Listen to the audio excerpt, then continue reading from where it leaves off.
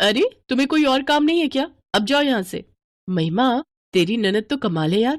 देखना कितनी सुंदर मेहंदी लगाई है इसने। अब इन सबको भी कामिनी से ही मेहंदी लगवानी है तो लगवा देना। हाँ हाँ, क्यों नहीं। घर में इतने सारे काम पड़े हैं और ये महारानी बस यहीं बैठकर टाइम पास करती रहे। कामिनी। हाँ भाभी। भाभी की बच्ची, फौरन उठ यहाँ से और रसोई में जाकर बर्तन धो। एक बर्तन नहीं है खाना परोसने को। ठीक है भाभी, बस ये हाथ। तुझे सुनाई नहीं दिया? फौरन उठ यहाँ से। महिमा कामिनी के बड़े भाई की पत्नी थी और ये फंक्शन उसके छोटे भाई राहुल की शादी का था। राहुल की शादी जिस लड़की से होने जा रही थी उसका नाम माधुरी था। माधुरी एक पढ़ी लिखी और बहुत पैसे वाले घर से थी। कामिनी दोनों भाइयों से छोटी थी। एक हादसे में कामिनी के माता पिता गुजर गए थे और परिवार में बस ये दो भाई और उनकी छोटी बहन कामिनी ही रह गए। बड़े भाई रोहन की शादी महिमा से हुई। महिमा बहुत गोरी थी पर दिल की उतनी ही काली। जबकि कामिनी का रंग जरूर काला था लेकिन मन की बहुत साफ और स्वभाव से बहुत ही सीधी थी, जिसका फायदा महिमा खूब उठाती थी। वो कामिनी से एक नौकर की तरह घर का सारा काम करवाती थी और कभी सीधे मुंह बात तक नहीं करती थी, और कामिनी ये सब चुपचाप सह रही थी। और फिर, मुबारक हो महिमा, अब तो तुम जेठानी बनने जा रही हो। हाँ, पता नहीं कैसी देवरानी मिलेगी। देवर जी ने खुद पसंद की है। सुना है नई बहू बहुत गोरी है। तुमसे भी ज्यादा गोरी है क्या? महिमा ने उस औरत के सवाल का कोई जवाब तो नहीं दिया, लेकिन अंदर ही अंदर उसे भी इस बात की चिंता खाए जा रही थी। असल में महिमा का मायका भी अच्छा खासा अमीर था और इस बात का घमंड उसे हमेशा से ही था। कामिनी के काले रंग की वजह से वो हमेशा उसका मजाक उड़ाती थी और उसे दबा कर रखती थी, लेकिन अब नई देवरानी को लेकर उसके अंदर असमंजस था। दूसरी तरफ कामिनी को अपनी नई भाभी से काफी उम्मीदें थी। शादी का फंक्शन अच्छे से निपट गया और फिर, छोटी भाभी गुड मॉर्निंग। अरे कामिनी, तुम क्यों चाय बनाकर लाई? मैं बना देती ना। नहीं नहीं भाभी, रोज सुबह चाय तो मैं ही बनाती हूँ सबके लिए, एकदम स्पेशल वाली। आप पीकर देखिए ना। सच में बहुत ही अच्छी चाय है। अब और खाना खाना कौन बनाता है रोज? मैं ही बनाती हूँ, नाश्ता लंच और फिर डिनर। तो अब आप भी जल्दी से तैयार हो जाइए शेफ कामिनी के हाथों का खाना खाने के लिए। अच्छा ठीक है। वैसे बड़ी भाभी वो कुछ नहीं बनाती, मेरा मतलब है खाना वगैरह। अब बनाती है ना कभी कभी, जब उन्हें मेरे हाथ का कुछ पसंद नहीं आता। कामिनी और माधुरी बात कर ही रहे थे कि तभी महिमा कमरे के बाहर से ही जोर से चिल्लाई, अरे ओ कामिनी, कहाँ मर गई? मेरी चाय कहाँ है? छोटी भाभी मुझे जाना होगा, बड़ी भाभी उठ गई हैं, अब मैं उन्हें चाय देकर आती हूँ। इतना कहकर कामिनी हड़बड़ाहट में वहां से चली गई और ये सब देखकर माधुरी को अच्छा नहीं लगा। खासकर कामिनी से महिमा का बात करने का तरीका उसे बहुत ही खराब लगा। हालांकि वो उस वक्त चुप ही रही क्योंकि अभी वो खुद घर में नहीं थी, लेकिन वक्त के साथ उसे सब कुछ समझ आ गया कि महिमा एक नंबर की घमंडी और धौंस जमाने वाली औरत थी। और फिर, एक बात बताओ कामिनी, ये बड़ी भाभी शुरू से ही ऐसी है क्या? मतलब पहले तो किसी से बात ही नहीं करती और जब भी मुंह खोलती है तो बस जहर ही उगलती है। अब हाँ, वो थोड़ी ऐसी ही है। वो तुमसे इतना काम कराती हैं, तुम्हें सारा दिन इतना कुछ सुनाती हैं, तुम पलटकर कुछ कहती क्यों नहीं हो? भाभी, मेरे मम्मी पापा नहीं है ना, और भैया लोग भी अपने काम में ही बिजी रहते हैं।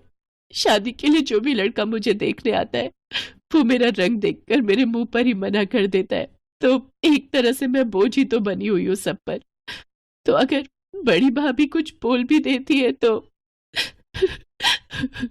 इतना कहकर कामिनी चुप हो गई और माधुरी सारी बात समझ गई। फिर उसने कुछ सोचकर कामिनी से कहा, कामिनी, वैसे तुम्हारी हॉबीज क्या है?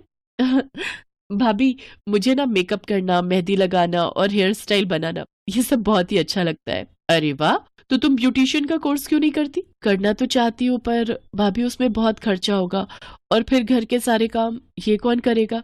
अरे मेरी ननद रानी, तुम चिंता क्यों करती हो? तुम्हारी भाभी है ना, मेरे पास तुम्हारी हर मुश्किल का हल है।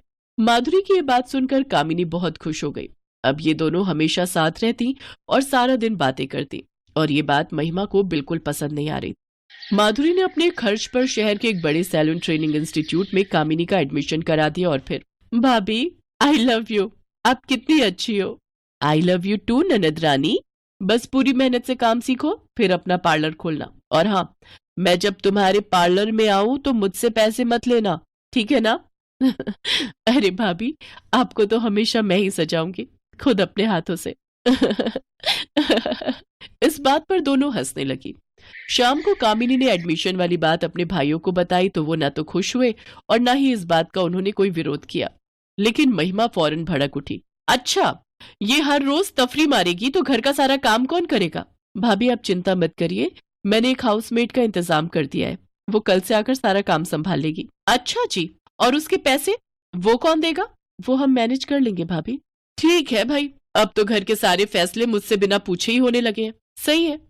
इतना कहकर महिमा वहां से उठकर चली गई। लेकिन घर के सभी लोग उसका नेचर जानते थे। दोनों भाइयों ने कामिनी को ब्यूटिशियन का कोर्स करने की इजाजत दे दी और यहाँ से कामिनी के लिए सब कुछ बदलने लगा। पता है भाभी, आज सेलो में ना मेहंदी लगाना सिखाया।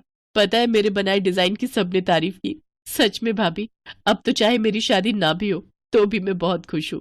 अरे पर क्यों नहीं होगी तुम्हारी शादी? ऐसा क्यों बोल रही हो? अरे भाभी, हर कोई आप जैसा नहीं होता ना। सबके लिए लड़की का रंग बस गोरा ही होना चाहिए। मुझ जैसी काली लड़की को देखकर तो सबका मूड ही खराब हो जाता है। नहीं कामिनी, ऐसा नहीं है।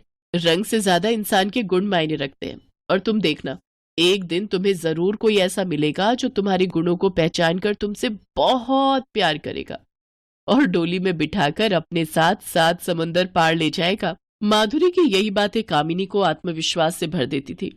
वो पूरी मेहनत से अपना कोर्स कर रही थी। फिर एक दिन सैलो जाते वक्त रास्ते में कामिनी ने देखा कि एक कार सड़क हादसे का शिकार हो गई है और उसमें भयंकर आग लगी हुई है। उस कार के अंदर एक बुढ़िया मदद के लिए पुकार रही थी, लेकिन वहां मौजूद लोगों में से किसी में भी आग की लपटों के बीच जाने की हिम्मत नहीं थी। तब कामिनी ने हाथ में एक कपड़ा लेकर बहुत ध्यान से कार का जलता हुआ दरवाजा खोला और उसमें से बूढ़ी महिला को बाहर निकाल लिया। उस महिला की हालत काफी खराब थी। कामिनी ने फौरन एक ऑटो बुक किया और महिला को लेकर अस्पताल पहुंची। रास्ते में वो महिला को हिम्मत बंधाती रही और उनके घावों को साफ भी करती रही। फिर अस्पताल में चिंता मत कीजिए, माइनर बर्न है, मैं इन्हें देख लेता हूँ। तब तक आप काउंटर पर मेरे पास पैसे नहीं है डॉक्टर। जैसे ही कामिनी ने ये बात कही, उस घायल महिला ने फौरन अपने पर्स में से एक कार्ड निकालकर कामिनी को दिया और कहा, बेटी ये लो, इसमें मेरे पोते का नंबर है, उसे फोन करके बुला लो। उस कार्ड पर एक नाम लिखा हुआ था, राज सिंघानिया, जिस पर कामिनी ने बिल्कुल भी ध्यान नहीं दिया, बल्कि उसमें लिखे नंबर पर फौरन फोन मिलाया। और फिर कुछ ही देर में एक लंबी सी गाड़ी अस्पताल के बाहर आकर रुकी और उसके अंदर से एक हैंडसम लड़का बाहर निकला। वो भागकर अपनी दादी के पास गया। फिर सब कुछ जानने के बाद उसने कामिनी से कहा, मैं किन शब्दों में आपका शुक्रिया अदा करूं? नहीं नहीं, उसकी कोई जरूरत नहीं, आप बस अपनी दादी का ख्याल रखिए। आपको पता है, मेरी दादी मेरे लिए लड़की देखने जा रही थी। उन्होंने मुझसे भी साथ चलने को कहा था। अगर मैं उनके साथ चल पड़ता तो शायद ये हादसा नहीं होता। अरे हाँ, अब वो लड़की तो मैं देख नहीं पाई, लेकिन बेटा ये गुड़िया मुझे बहुत अच्छी लगी। अब तेरा क्या ख्याल है? हैं बेटा, ये बिल्कुल वैसी ही है जैसी तुझे चाहिए, सीधी साधी लेकिन बहुत ही गुणी और समझदार।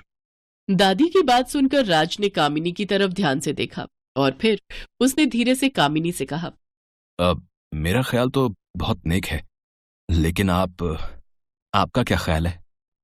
राज की बात सुनकर कामिनी को माधुरी की बात याद आ गई, जो आज उसके सामने सच साबित हो रही थी। राज सिंघानिया वही लड़का था जो कामिनी की काली सूरत को नहीं, बल्कि उसकी खूबसूरत सीरत को देख रहा था और उससे शादी भी करना चाहता था। पहली बार कामिनी को किसी ने सामने से इस तरह का सवाल पूछा था, जिसका जवाब देने में कामिनी हिचकिचा तो रही थी, लेकिन उसके शर्माते चेहरे ने उसका जवाब साफ साफ बता दिया।